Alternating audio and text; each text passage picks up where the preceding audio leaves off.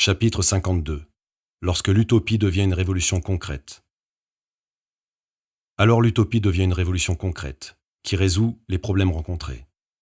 Le résultat juste apportant au peuple la prospérité, en effaçant les antagonismes, en le portant là où ils veulent aller librement, en les laissant choisir leur destination, vivre leur vie comme ils l'entendent, élever leur famille comme ils le souhaitent, disposer de leur corps comme ils le désirent.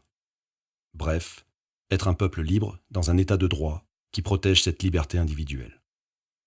À ceux qui dénoncent l'utopie, je leur répondrai que je ne connais pas une réalisation extraordinaire, fondamentale et ordinaire, dépassant l'œil primaire et ayant vu le jour, qui au départ n'était pas catalogué au rang des rêves. Citons par exemple le fait d'aller sur la Lune, puis sur Mars, parler en vidéoconférence, opérer un patient en France depuis les États-Unis. Toutes ces choses sont magiques, mais pourtant bien réelles. Plus que jamais, personne ne pourra contredire sans être dans le faux. La vision recherchée est le fondement de la première matière intellectuelle d'une pensée résolue. Thèse de la réalité contredisant la part du fantôme. S'il y a duperie, le dupe se trouve ailleurs, dans le conservatisme. C'est celui qui refuse la science, entraînant son peuple dans la stagnation, refusant toute imagination constructive, parce qu'elle bouscule, met en cause son autorité, son ordre ahuri. En effet, je propose un État confédéral de l'Union européenne. Je sais que cela est réaliste, et de surplus, d'une nécessité criante. Ne restez pas dans un conservatisme cloisonné et enfermé. Écartez ces idées de repli sur vous-même. Regardez, faites les gestes que vous pouvez faire pour que l'humanité soit enfin aux humains. Pensez que les frontières ne sont que des casernes, pour ne pas dire des camps, à l'intérieur desquels chaque citoyen est prisonnier. Où est le roi, dirigeant, seigneur ? À chacun son peuple. Croyez-vous que cela soit censé émerger d'un esprit libre ? Je vous laisse répondre. Pour sortir des crises, que proposent les responsables de cet état de fait ?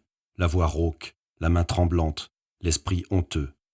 Pas grand-chose, si ce n'est revenir en arrière. C'est là où se trouve la chimère des forces dénuées d'imagination, enfermées qu'elles sont dans leur carcan. Certains veulent remettre les frontières, les douaniers, des barbelés, pour empêcher aux hommes de se déplacer comme ils le souhaitent, simplement pour trouver des jours meilleurs. Mais cela leur sera interdit, alors que les sous, leurs colporteurs, les dominateurs, pourront, eux, en jet privé, aller partout librement pour vous ordonner votre mode d'existence et vous exploiter en toute liberté. Ces partis politiques se sont toujours attaqués à l'homme et à sa liberté de circulation, sauf à la finance, qui peut librement se déplacer. Il n'y a pas de frontières pour elle, comme ce fut le cas dans le passé, et également sans lisière, sans borne, en parlant du présent.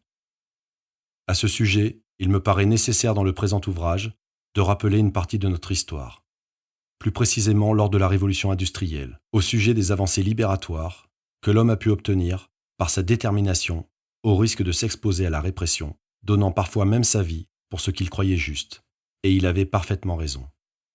Il semblerait que l'oubli soit passé par là, et que le confort relatif en a gommé les valeurs, la hauteur de ces femmes et hommes peu nombreux. Mais rebelles, dignes, ils croyaient, et ils ont fait avancer les choses sûrement dans notre vie quotidienne.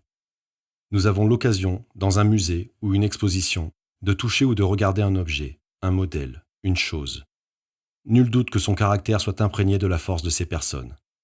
Alors un clin d'œil sur le passé est plus qu'utile et nécessaire pour comprendre, rassembler, convaincre et se tourner vers une nouvelle révolution, celle des peuples de l'Europe, pour transformer ce continent en un état productif d'intérêt pour les peuples de la nation européenne.